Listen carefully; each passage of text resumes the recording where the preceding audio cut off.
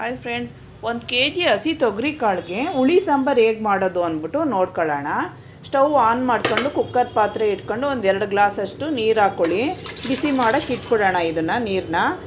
1 kg ತೊಗರಿ ಕಾಳಿಗೆ ಸೀಮೆ ಬದನೆಕಾಯಿ 1, ಈರುಳ್ಳಿ 1, ಒಂದು ಸಣ್ಣ ಟೊಮೊಟೊ, ಬದನೆಕಾಯಿ 2, ಯಾವ ತರಕಾರಿ ಬೇಕಾದ್ರೂ ಹಾಕೋಬೋದು, ಗೆಡ್ಡೆಕೋಸು ಆಲೂಗೆಡ್ಡೆ ಯಾವುದಾದ್ರೂ. ನಾನು ಸೀಮೆ ಬದನೆಕಾಯಿ ಮತ್ತು ಬದನೆಕಾಯಿ ಹಾಕ್ಕೊಂಡಿದ್ದೀನಿ. ಮುಂದಲೋಳು ಕಾಯಿ, ಖಾರದ ಪುಡಿ, ನಾವು ತಿಂಡಿ ತಿಂತೀವಲ್ಲ ಆ ಸ್ಪೂನಲ್ಲಿ 2 ಸ್ಪೂನ್ ಖಾರದ ಪುಡಿ ಹಾಕ್ಕೊಳ್ಳಿ.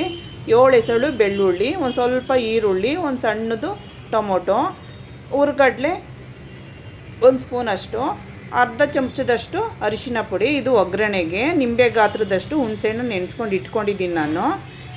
ಈಗ ನೋಡಿ, ಬಿಸಿಯಾಗಿದೆ ನೀರು. ತೊಗರಿ ಕಾಳು ಹಾಕ್ಕೊಂಡಿದ್ದೀನಿ ನಾನು. ಬದನೆಕಾಯಿ, ಸೀಮೆ ಬದನೆಕಾಯಿ, ಈರುಳ್ಳಿ, ಟೊಮೊಟೊ ಅದಷ್ಟು ಹಾಕ್ಕೊಂಡು ಕುದಿಯಕ್ಕೆ ಬಿಟ್ಬಿಡೋಣ. ಇವಾಗ ರುಬ್ಬಕ್ಕೆ ನೋಡ್ಕೊಳ್ಳೋಣ. ಮುಂದಲೋಡು ಕಾಯಿ,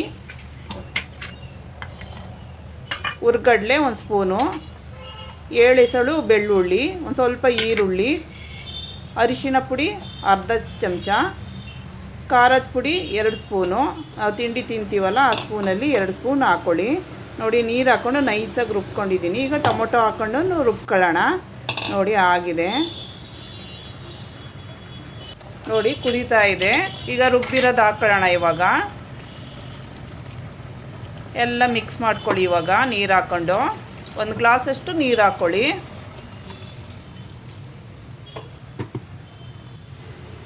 ಹುಣಸೆ ರಸ ಹಾಕ್ಕೊಳ್ಳೋಣ. ಇವಾಗ ಎಲ್ಲನೂ ಕಿವುಚಿ ನೀವು ಸಿಪ್ಪೆ ಎಲ್ಲ ತೆಗೆದು ಹುಣಸೆ ರಸ ಹಾಕ್ಕೊಂಡಿದ್ದೀನಿ ನಾನು.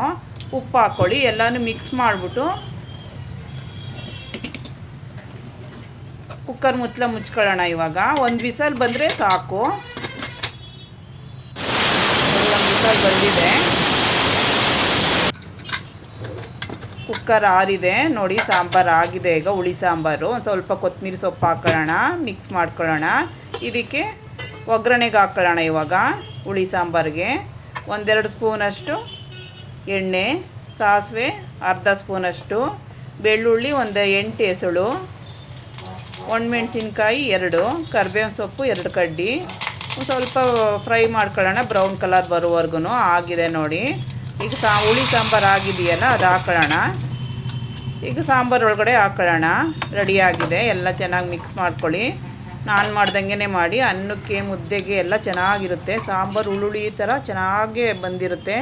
ನಾನು ಮಾಡ್ತೀನಲ್ಲ ಅದೇ ಥರ ಮಾಡ್ಕೊಳ್ಳಿ. Thank you.